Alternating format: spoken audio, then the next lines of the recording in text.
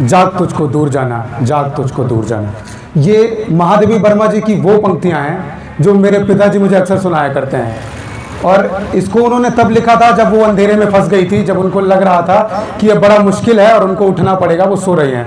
पर जब मैं सो गया ज़िंदगी के सफ़र में, तो मैंने खुद को कैसे जगाया? मैं खुद से कहता हूँ कि लड़ना है तुझे युद्ध सोए मुसाफिर, तो लड़ना है तुझे युद्ध सोए मुसाफिर, जाग जा संकट से पहले मुसाफिर। जीवन में भरा है संकट का संपूर्ण विग्रह, आंखों को खोल मानो त्याग दे निद्रा। ईश्वर का वरदान संघर्ष मान ले तू, अपने जीवन का उद्देश्य मानो जान ले तू। अचानक आ गया संकट तो करेगा क्या फिर? लड़ना है तुझे युद्ध सोए मुसाफिर, लड़ना है तुझे युद्ध सोए मुसाफिर। तो बड़ा ही छोटा परिचय है मेरा। मैं इलाहाबाद विश्वविद्यालय का BA तृतीय का छात्र हूँ। और अभी रिसेंट में एक डिबेट हुई थी लल्लन टॉप पे, जिसके मॉडरेटर थे सौरभ त्रिवेदी, और जो मुफ्ती साहब और जावेद अख्तर साहब के बीच में हुई थी, जिसका टाइटल था डज गॉड एग्जिस्ट। और उसको जब मैंने सुना तो मुझे मेरी पुरानी कविता याद आ गई जो कुछ साल पहले मैंने लिखी थी, जिसका टाइटल था कौन है ईश्वर। तो कोई देता है गाली फिर भी मौन है ईश्वर, कोई देता है गाली फिर भी मौन है ईश्वर। कोई पूजे अल्लाह कहे कौन है ईश्वर, चर्च जाकर अंग्रेजी में पूजा फिर भी मौन है ईश्वर। कोई पूजे गुरु कहे कौन है ईश्वर, मस्जिद जाकर इबादत की फिर भी मौन है ईश्वर। कोई पूजे प्रकृति कहे कौन है ईश्वर, कोई सबको पूजे फिर भी मौन है ईश्वर।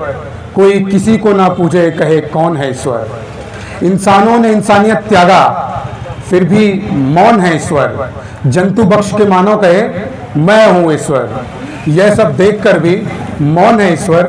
कौन पता करेगा कौन है ईश्वर।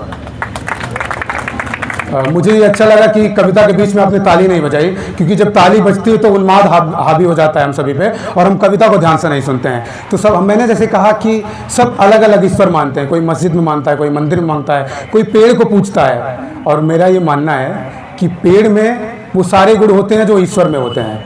तो मैं अब कह रहा हूँ कि ईश्वर के आंसू, मेरी कविता का टाइटल है ईश्वर के आंसू। अब इसको बड़े ध्यान से सुनिएगा, क्योंकि मुक्त छंद की कविता है, और अगर आपको नहीं समझ में आई तो मेरी इसमें कोई त्रुटि नहीं होगी। अब सड़क पर चलते हुए थक गया मैं, तो एक वृक्ष के पास गया और बैठ गया। वह पृथ्वी का आखिरी पेड़ था। रेगिस्तान में घर मिला मगर पानी नहीं। मनुष्य की बंजरता को देखा तो सांस अमोनिया से भर गई। हवा में बस वही बचा। मेरे अपनों की लाशों के ढेर से विकास हुआ। काटे गए, मारे गए, टहनियाँ टूटी। हाय उनकी पत्तियाँ, उनकी जड़ें। ईश्वर की चू नहीं निकली। कारखाने बने, इमारत बनी, डंडे बने। अब आखिरी समय कोई नहीं जाता साथ, कोई चिता नहीं बनाई जाती। अब किसी संदूक में नहीं रखते इंसानों को, विद्युत से फूंक देते हैं लाशों को। जल की भी जरूरत नहीं अब, इसलिए मारे जा रहे हैं सारे पेड़। मैं विश्वास नहीं करता ईश्वर मरता है। कल आएगा ईश्वर जब पृथ्वी सूर्य में मिल जाने को होगी तैयार। जब रोएगा मनुष्य और ज्ञात होगा देवता, जब जब रुष्ट होते हैं तो बन जाते हैं असुर। अचानक लकड़ियों की कमी हो गई है बहुत। इस सूखी भूमि पर कोई पेड़ लगाओ। ईश्वर रो रहा है, कोई उसे चुप कराओ। आप पेड़ लगा रहे हैं, और आज फिर से ईश्वर रो रहा है, और आज फिर से ईश्वर रो रहा है। ईश्वर बस रोए जा रहा है, ईश्वर बस रोए जा रहा है। धन्यवाद।